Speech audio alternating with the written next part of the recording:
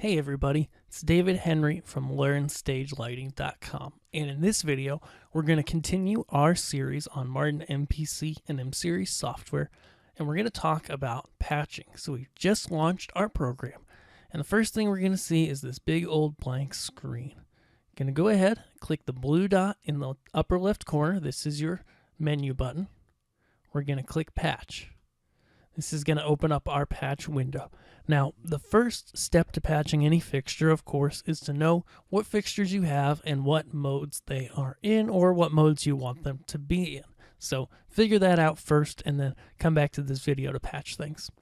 To begin patching, we just go over here on the left, click Commands, New Fixture, and we get to choose our fixture from the fixture library.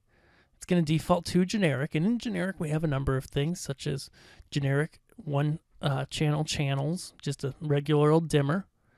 And here if we scroll down to R, we've got RGB for RGB LED units, RGBA as well, and these have the option to turn a virtual dimmer on or off. We also have many different manufacturers, a massive fixture library that is always being updated by Martin. So let's just go ahead and we'll grab an RGBW since we're here. We're going to patch one. So this is a 4-channel RGBW. I'm going to turn this virtual dimmer on, and I recommend you do that as well. And we're going to click Auto Patch. Here we have a few options that I want to walk you through. The first is the name. So if you want to call this something, some sort of name that these fixtures you use them with, some sort of name that they go by, you can put that there so that you can know what they are. Totally up to you. We can then click in this amount field where you can either click the plus minus to change the amount or type in on your number pad to change the number. I just changed it to 10.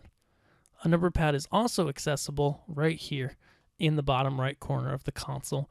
You can use this on-screen number pad and these command keys if you don't have any Martin hardware connected. Next, we've got our Start ID. This is going to be your fixture number. This is where you refer to your fixture on your command line. For LEDs, I'm going to start these at 401. This is just personal preference. If you're new to lighting, I would start this at an 01, either, as fixture 1, as 101, 201, 301, 401, etc. However, how you want to go. But just make it something that you're going to remember as you go through your programming.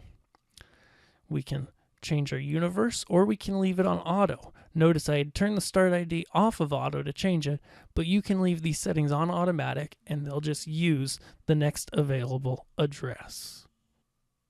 So we're going to hit Apply to Patch, and the console is going to add these 10 fixtures that we just patched. Let's patch another fixture. I'm going to go ahead, click Commands, I'm going to click New Fixture. This time we're going to go to Martin. We're going to grab some Mac Vipers. So I clicked M. I'm going to scroll down until I find Martin, which handily is highlighted. Go to M. I'm going to find myself some Mac Vipers. It's all alphabetical. Let's do some profiles.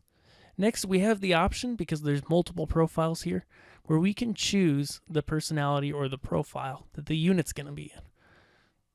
We've got 16-bit and 16-bit extended, and if you're not sure which one you have, but you have a DMX chart handy, you can look at how the channels break down here on the right. Going to click Auto Patch. Go ahead, I can name these. This one I'm going to name spots because these are my spots on this show. Let's say we have 6 of them. We'll type that into the amount.